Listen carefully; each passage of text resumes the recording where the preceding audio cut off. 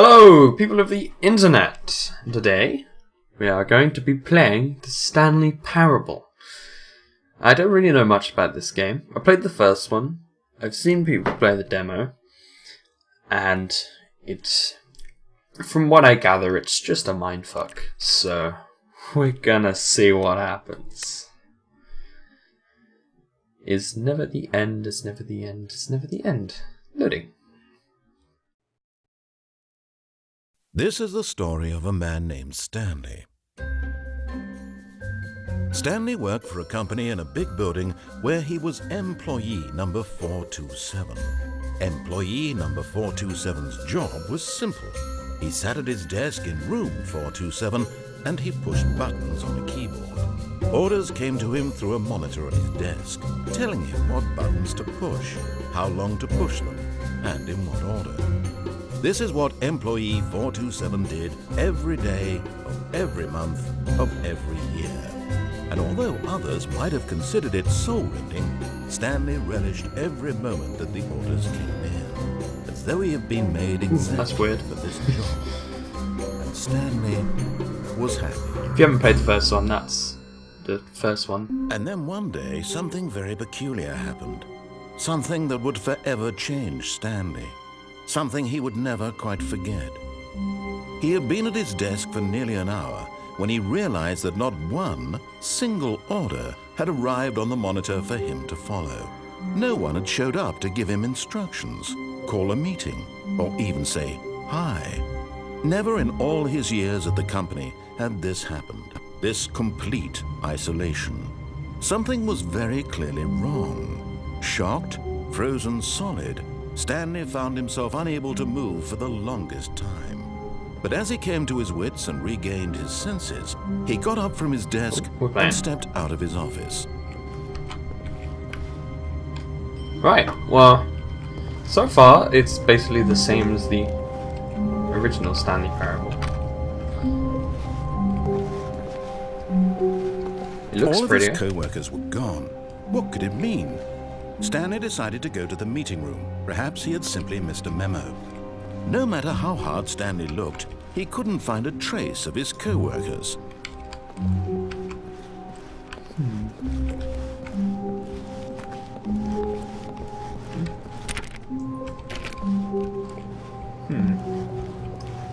Well, I'm not sure where I'm going. Let's have a look around. Well, definitely right, there's no one here. I'm just waiting for... yes. When Stanley came to a set of two open doors, he entered the door on his left. Choices. I'll follow what he says for now.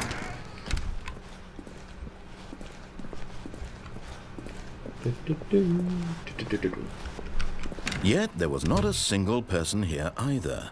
Feeling a wave of disbelief, Stanley decided to go up to his boss's office, hoping he might find an answer there.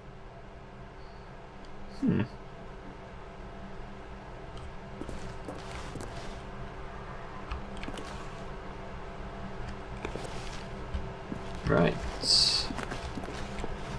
Stuff everywhere.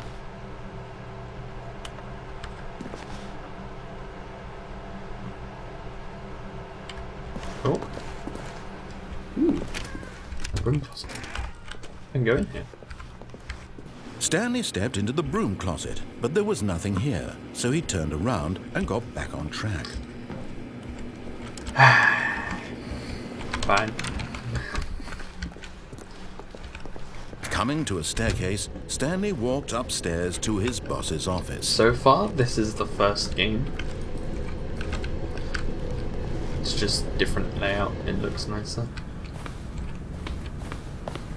So, I don't quite know what's going to be different at all.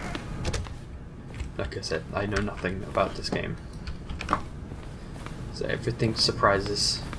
Oh, this is nice. Stepping into his manager's office, Stanley was once again stunned to discover not an indication of any human life.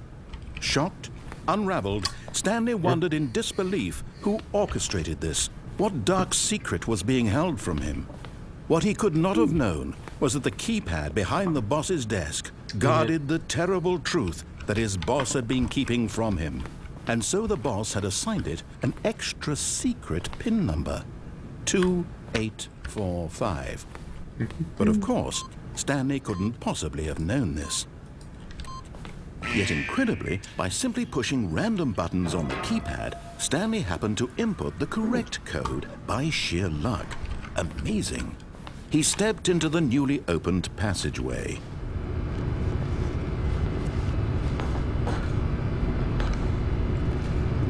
A bit dark over here.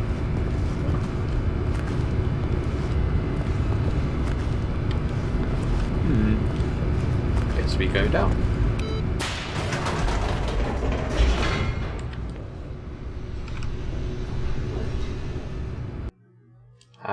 Loading.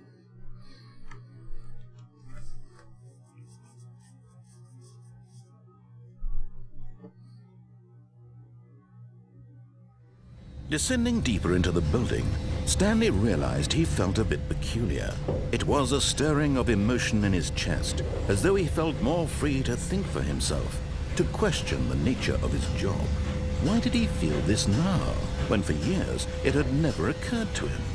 This question would not go unanswered for long. Spooky. Stanley walked straight ahead through the large door that read Great. Mind Control Facility. But escape. I don't know, I want to see what's in it.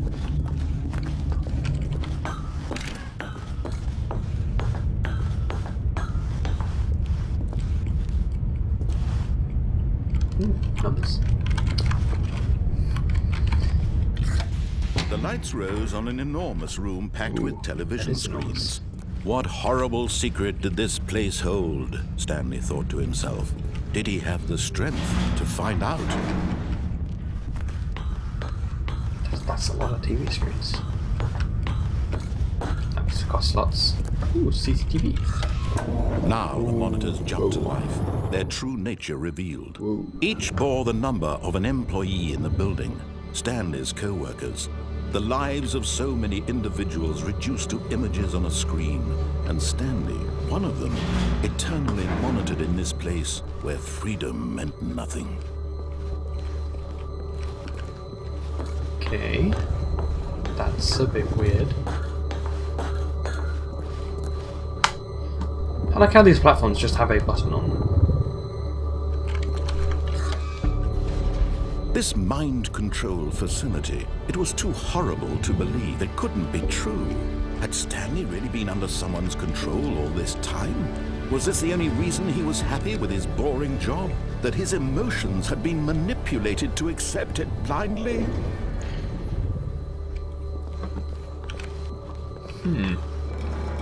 No.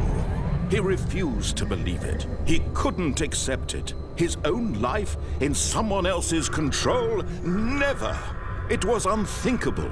Wasn't it? Was it even possible? Had he truly spent his entire life utterly blind to the world? But here was the proof. The heart of the operation. Controls labeled with emotions. Happy or sad or content. Walking, eating, working. All of it monitored and commanded from this very place. And as the cold reality of his past began to sink in, Stanley decided that this machinery would never again exert its terrible power over another human life. For he would dismantle the controls once and for all.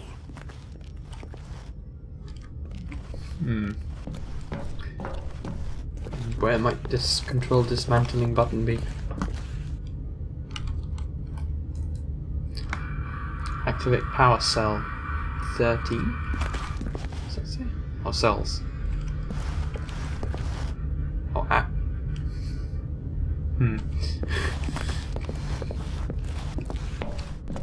Button 5 on it. Ah.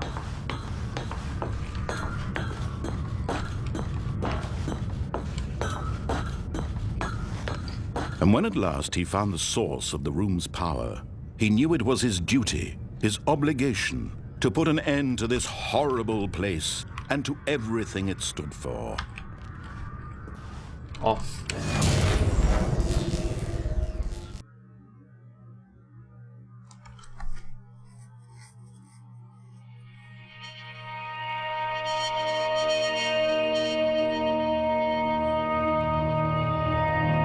Blackness and a rising chill of uncertainty.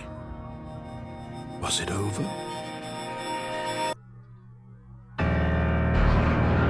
Yes.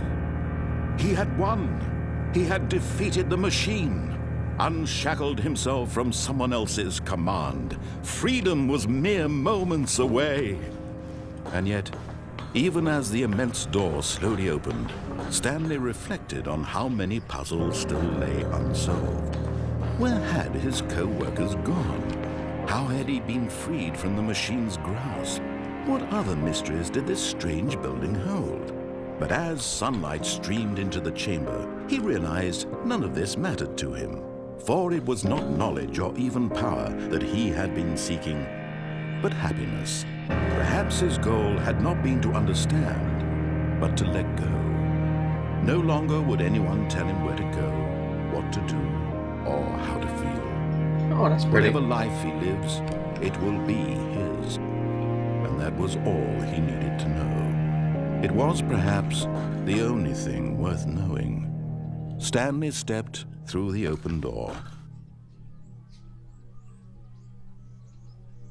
Right. Stanley felt the cool breeze upon his skin, the feeling of liberation, the immense possibility of the new path before him. This was exactly the way, right now, that things were meant to happen. And Stanley was happy.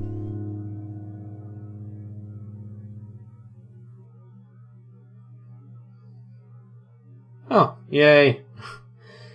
Nah, see, it says I've beaten the game, but if it's anything like the last one, there's probably like 50 million endings.